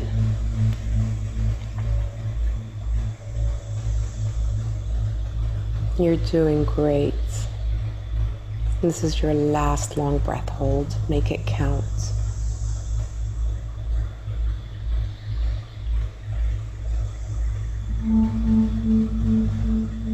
Be aware of your sensations. Put your focus onto them.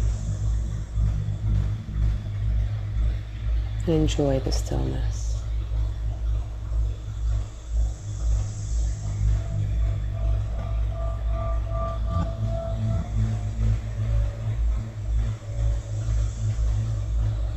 Everyone's doing amazing. We're almost there. You can do this.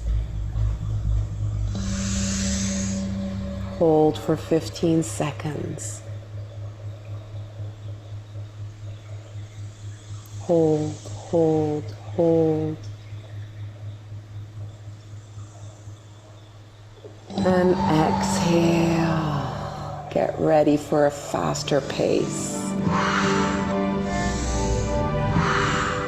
In, out, in, out, in, out, in, out, in, out, in, out, in, out, in, out.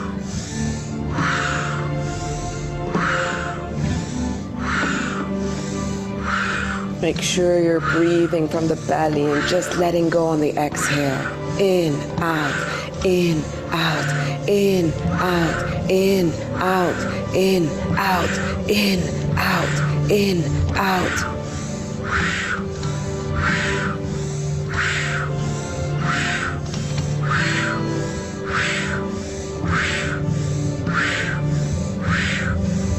That's it. Let's go faster. You can do it. In, out, in, out, in, out, in, out, in, out, in, out, in, out, in, out, in, out, in, out, in, out, in, out. Keep going. Almost there. Keep going. You've got this.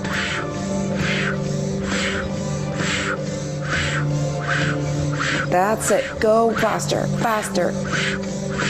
In, out, in, out, in, out, in, out, in, out, in, out, in, out, in, out, in, out, in, out, in, out, in, out. We're almost there. Keep going. That's it.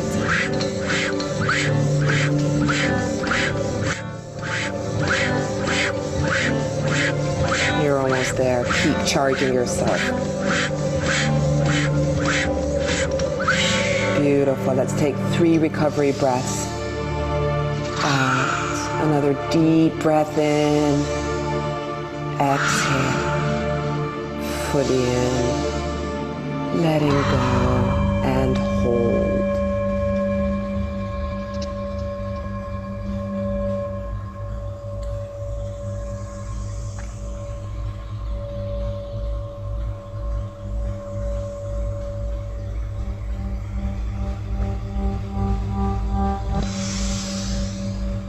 Hold.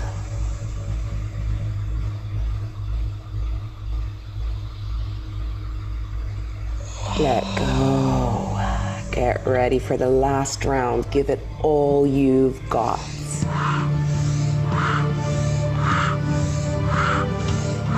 Stick to the pace that you feel you can stick to. Make sure the inhale is through the belly, the exhale is letting go. That's it. Pick it up.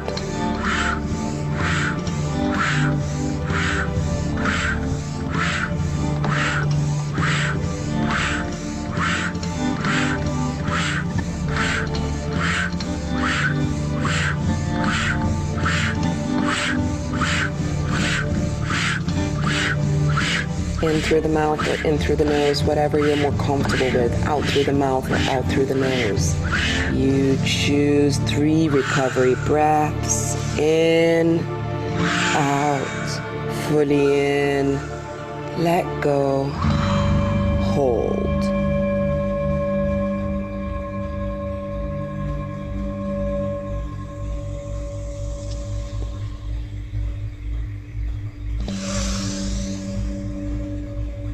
Hold on the inhale.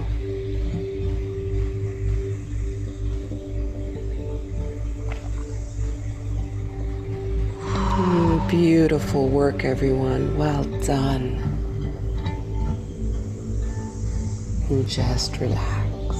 Go back to your regular breath.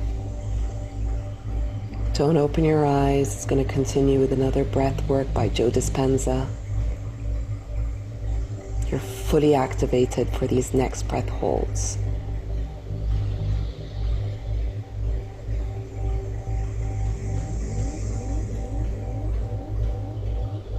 Enjoy flying. I love you guys.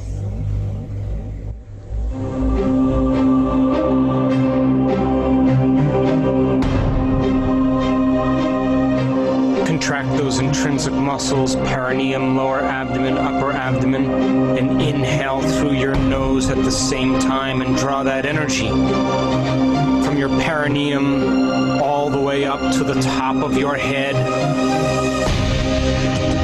And as you hold it at the top of your head, allow that energy to follow your attention. Hold it. Come on. Hold it. Hold it.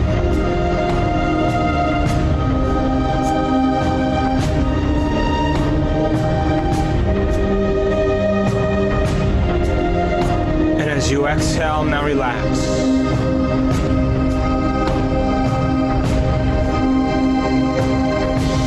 Come on, here we go. Inhale, come on, pull those muscles up and in, and pull that energy like drawing fluid up a straw with the intention of pulling the mind out of the body from survival to creation, and to free yourself from the past. And hold it at the top of your head, squeeze and hold. Come on, hold it. Hold it.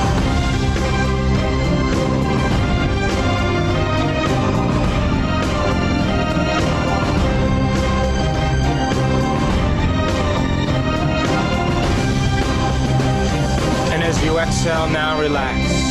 Relax.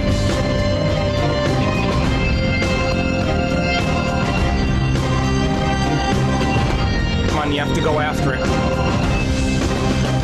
Come on, squeeze those muscles and inhale. Pull that energy all the way up. In your perineum, your lower abdomen, your upper abdomen, through your chest, through your throat, through your brain to the top of your head, and hold it at the top of your head and allow your energy to follow your awareness. Come on, hold it there. Come on, squeeze and hold.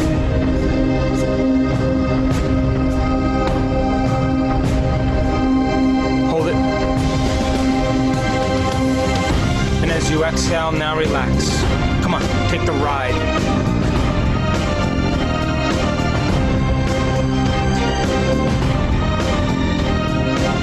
Ascend your energy again.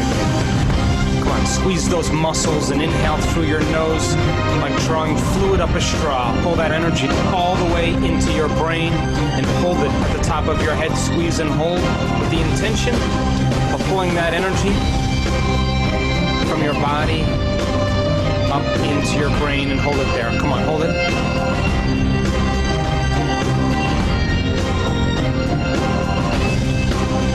Hold it.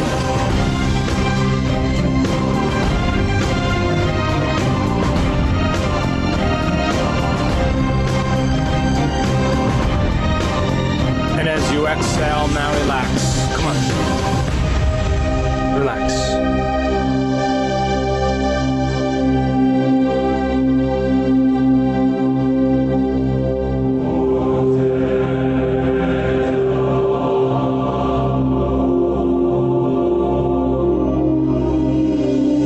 Those intrinsic muscles. Come on, perineum, lower abdomen, upper abdomen, and at the same time, inhale through your nose and pull that energy all the way into your brain, creating an electromagnetic field around your body. And hold it. As you squeeze, hold it at the top of your head. Come on, hold it. Squeeze and hold.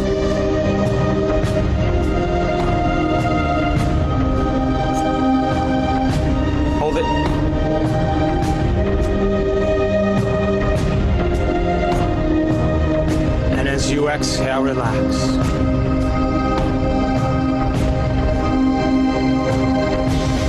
Come on, don't let your body be your mind. Come on, a little more. Squeeze those muscles. Come on, pull that energy all the way up to the top of your head. Follow it the entire way, using your body as an instrument of consciousness, going from particle to wave, from matter to energy, freeing yourself. Hold it. Come on, squeeze and hold. Hold it.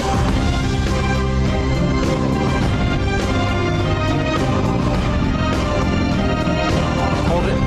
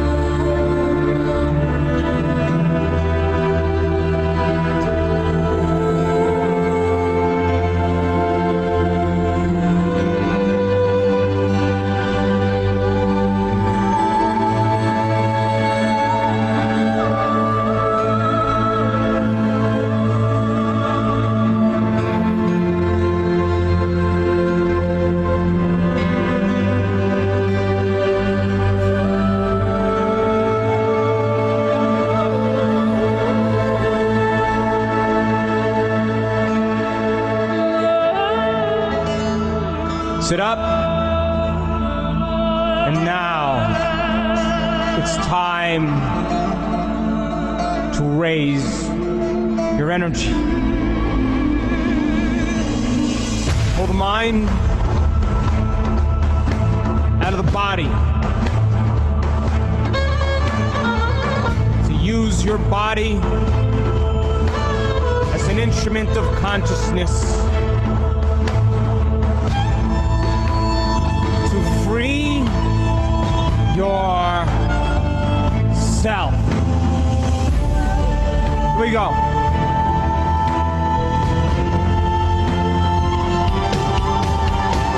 Inhale through your nose, and then one slow, steady breath with the intention, pulling the mind out of the body. Inhale, pull that energy from your perineum, through your lower abdomen, through your upper abdomen, through your chest and throat, through your brain, all the way to the top of your head. And hold it, and squeeze those muscles, exerting pressure against the pineal gland. Awakening this center. Hold it. Hold it. And squeeze.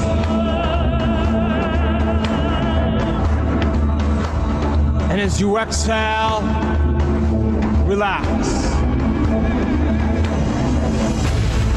Again, come on. Take a big drink on this one. Make it happen. Inhale through your nose, and then one slow breath. Lift those muscles up and in, and pull that energy from your perineum like drawing fluid up a straw, all the way to the top of your head. And hold it, squeeze, and let your energy follow your awareness. Let it build, hold it, let it build, squeeze, and hold it, hold it, hold it.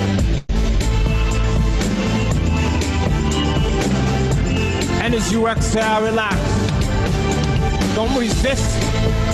Don't let your body be your mind. Come on. Dig deep on this one. With the intention, bringing energy into your brain. Inhale through your nose. And in one slow, steady breath, pull that energy all the way up to the top of your head, into your brain. Squeeze. Squeeze more. Squeeze more and hold it. Hold your breath and squeeze. Hold it. Let it build. Hold it. Hold it. Hold it. And as you exhale, relax. Come on, give me your best. Again, come on, feel it. Come on, be moved by the spirit. Inhale through your nose and pull that energy from your perineum all the way up to the top of your head. Hold it and squeeze, exerting pressure against the crystals of the pineal. Squeeze more. Hold it. Let it build. Come on, let it build in your brain. Squeeze and hold. Hold it. Squeeze more. That's it. Hold right there. As you exhale, relax. Relax. Relax.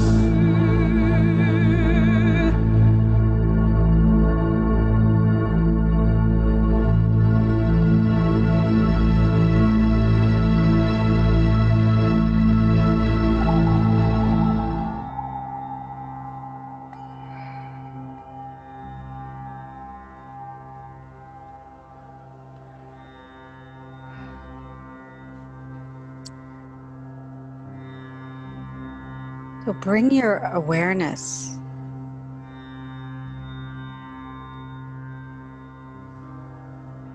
to the area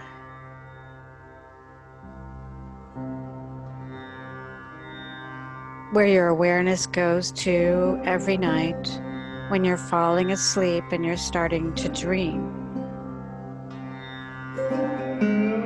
It's an inner focus.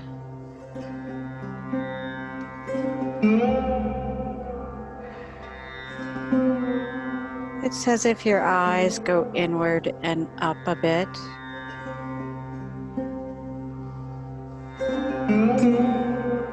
And just as you do fall asleep at night, your eyes will naturally do what they do when you're falling asleep at night.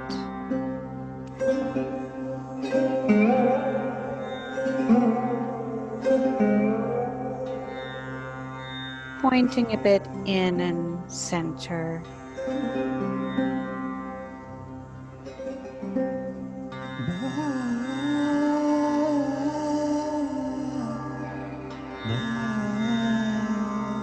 And as you hear his voice, you begin to feel very drifty and dreamy.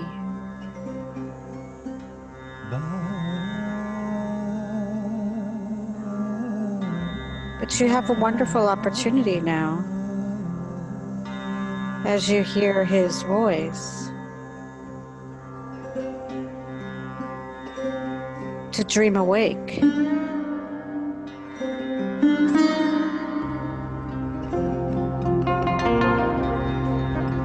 Can you take this magical opportunity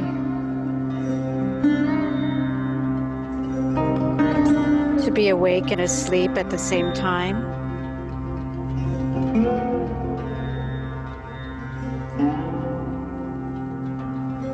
If you need to charge yourself up as you're sometimes getting very drifty, you can take a deep breath or another deep breath.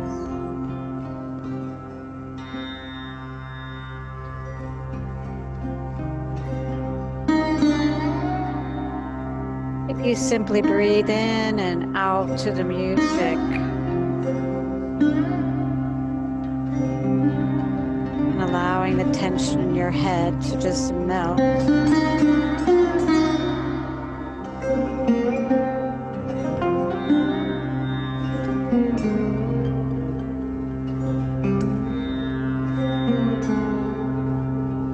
You simply become lighter.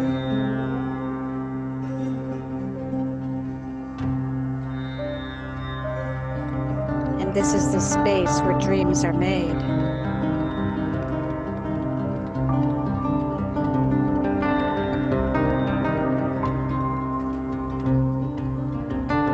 This is where you can sculpt your reality. You can paint your reality. You can enter this state.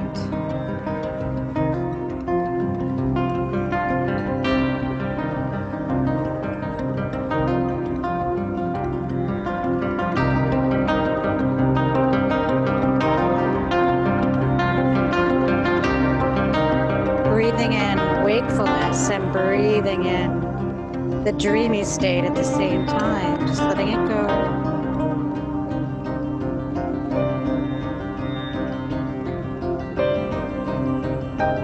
Taking a deep breath and allowing it to dance and swirl around with the music as if it's spinning in you.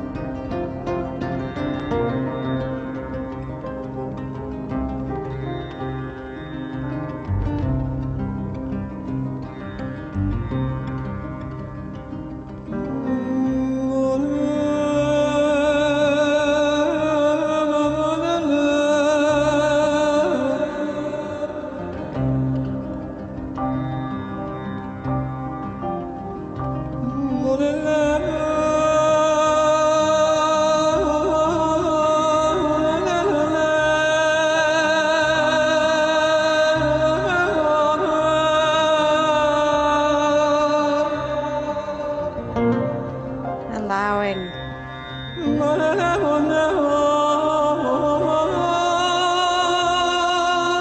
sound to set you free as you stay awake.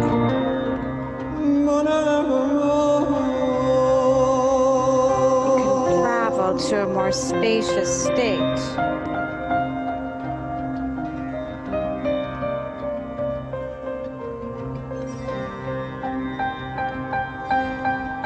More floaty, more drifty.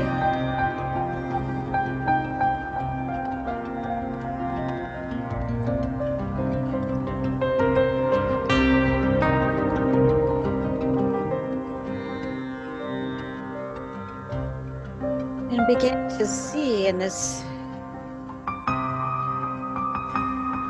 third eye of the mind, in the mind's eye, the reality that you are creating and intending.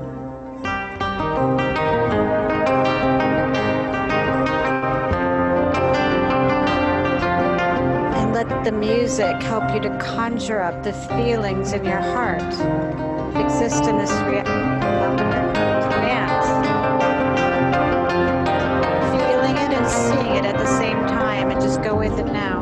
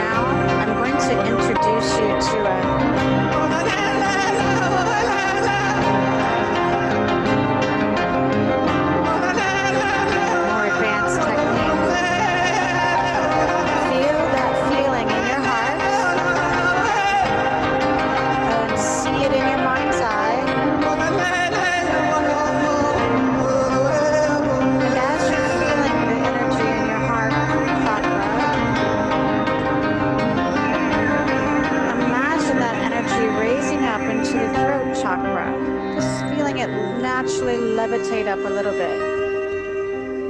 Just sort of naturally going up to the throat area.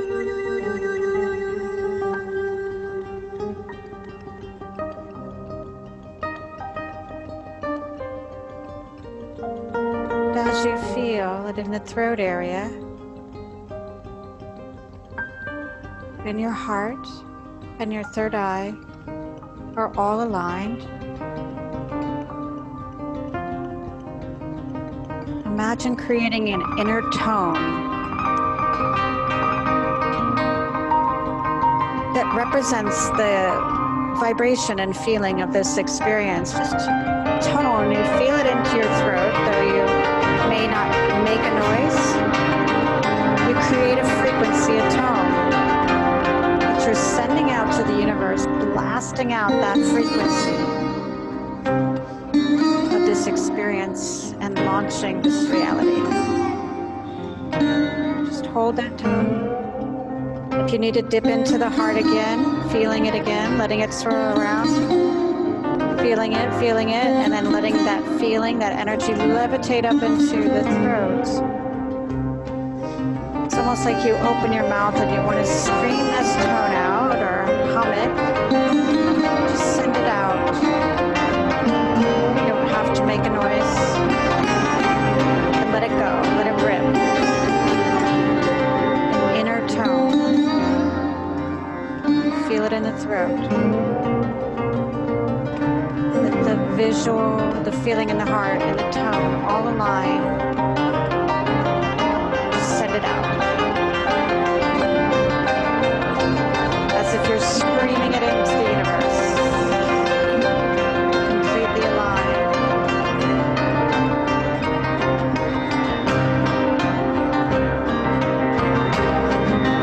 Just bring your attention to that feeling of a tone. Maybe you can't hear it, but you just feel the throat chakra activated. And you just focus on that tone.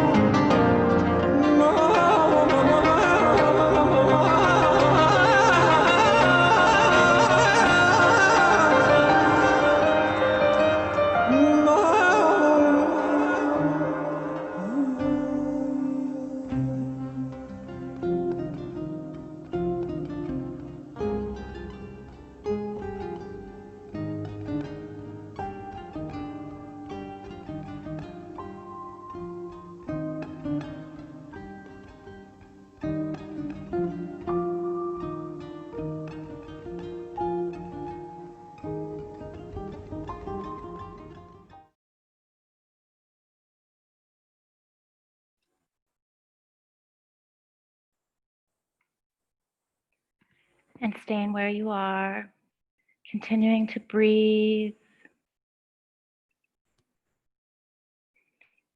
feeling this energy inside of you.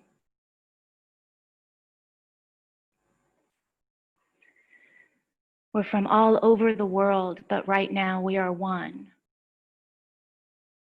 We've been breathing as one, meditating as one, moving our energy as one. With each breath that we took, with each expansion of energy, with each step inward, we transcended into light, into pure spirit, pure energy. We're boundless, we're limitless. Feel yourself radiate with this power, this magic. It's the essence of you. Feel that vibrating. Feel yourself pulsating with energy, with this power.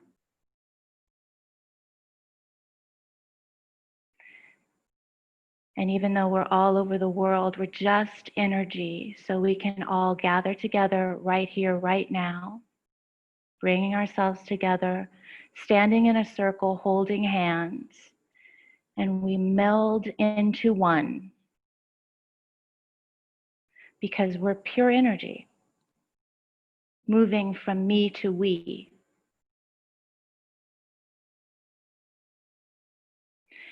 We're a circle, and inside of this circle, it's just radiating with white, bright, and golden light and warmth. A beautiful place, the most beautiful place in the universe. We invite Melanie Proctor.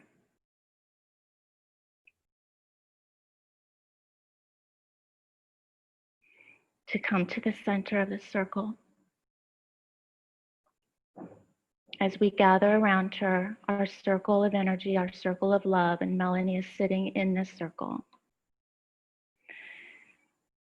Melanie, the creator of the Intention Games course, the reason why we are all here right now in this moment together, who in the past 7 weeks has given herself absolutely and completely to all of us, helping us transform, teaching us life-changing skills, being our guide, our mentor, our teacher, wanting nothing but for us to find our passion and our purpose and have a joy-filled life, getting all we desire.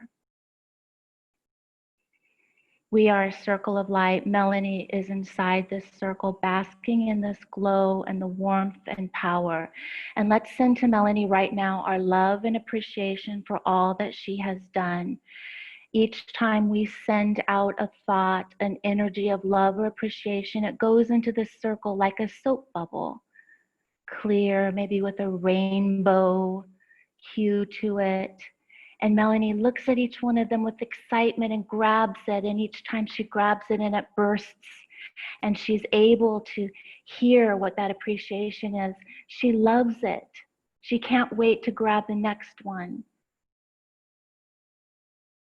This is wonderful for her. It's fun for her. Keep sending her this love and appreciation.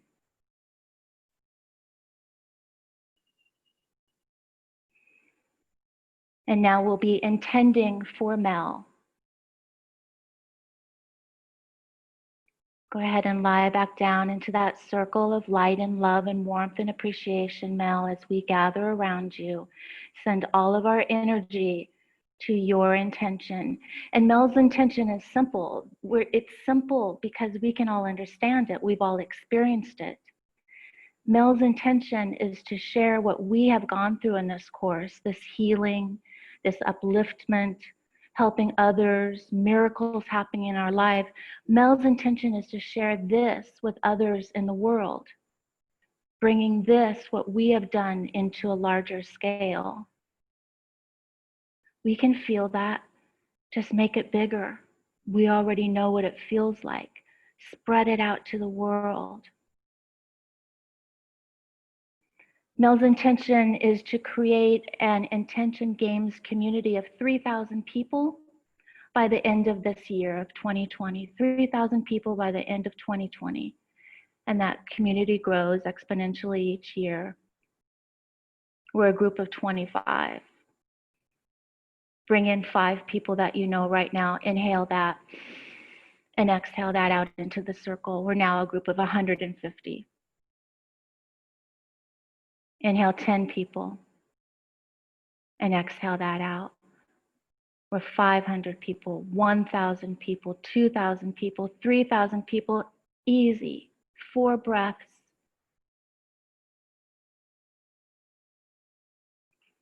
Now, the intention that all of these people, these 3,000 people, and each year more and more, they receive miraculous healing and upliftment in their lives. And they will pay that forward. Mel's dream, and let's help her dream into this, bring this energy in, is that this intention games generates abundance and security for herself, for her staff, her family, and all of the intention gamers by August 2020. Money is abundant in this world.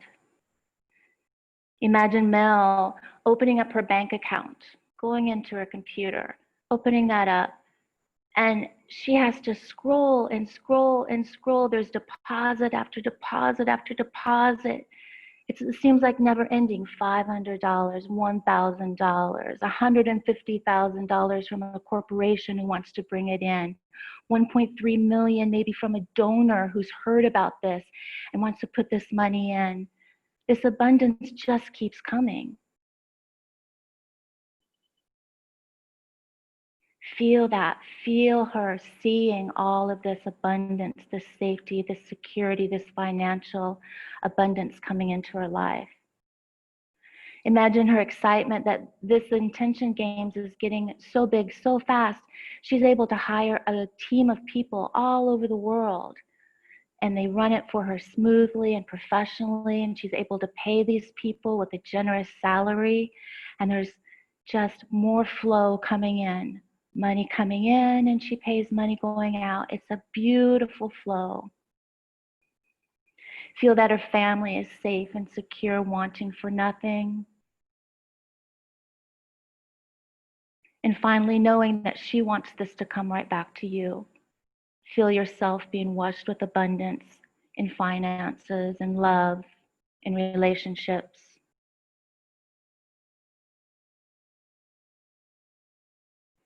The energy and emotions that she wants around this, one of them is transcendence. She's gone to a totally different level. Just one inhale, let's everybody inhale, bringing her up to a whole other level, a whole other reality. She's risen above, beyond, and there's only flow, there's only creation, there's only abundance, there's only healing, there's only purpose there. Mel wants excitement around this, the emotion of excitement. Imagine her waking up every morning, full of ideas, can't wait to get out of bed, full of energy of what's coming this day. She opens up her messages, her emails, her WhatsApp, and it's just requests from people all over the world to have her work with them, requests from clinics, from hospitals, corporations, schools, private people, retreat people. There's just opportunities pouring in. It's lighting up her life. It's lighting up her heart. There's messages from people who are telling her of their healing and their manifestations that have come true because of this work. Feel into this pure excitement and joy that Mel has every day, feeling this reality coming in. Each day it's just amazing. It's unbelievable. She thinks there's more than she could ever dream for. But on the other hand, there's a comfort to it. It's like she's always known. It's like a coming home. There's a knownness to it.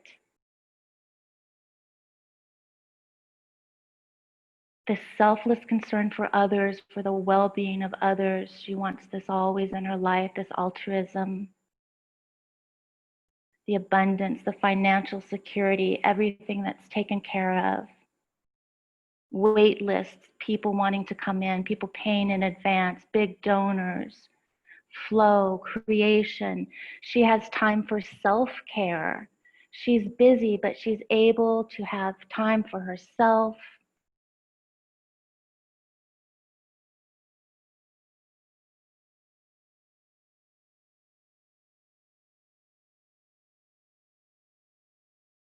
Feel how this intention games is exploding in the world right now.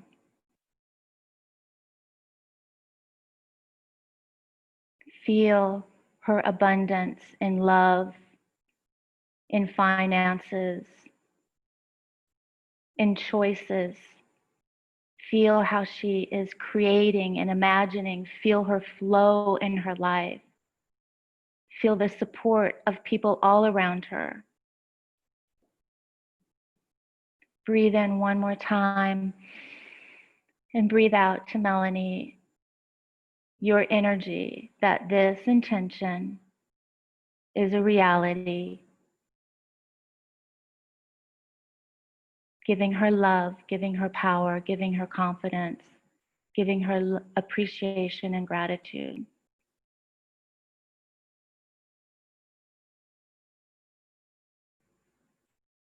And we will leave Mel in the center of the circle, lying there with this covering her like a blanket.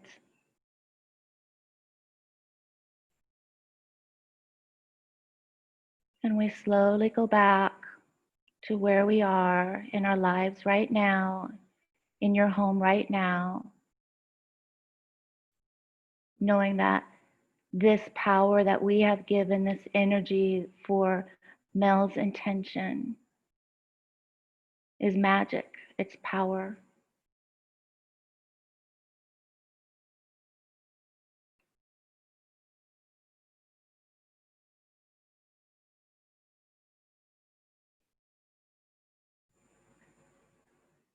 And coming out of this meditation whenever you want.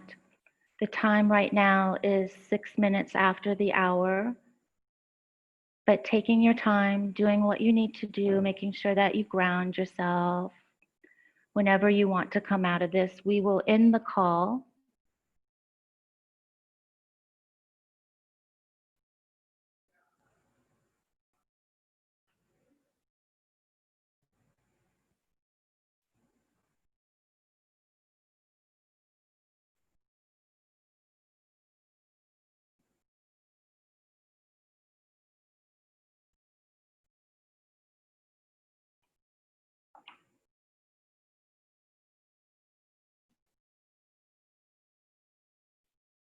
The clock it went in about 50 minutes.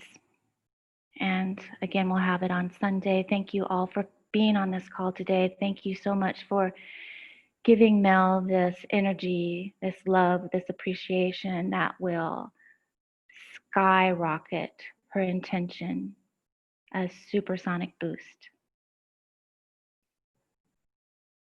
And when you leave the call, take your time. The class has ended, but we are here.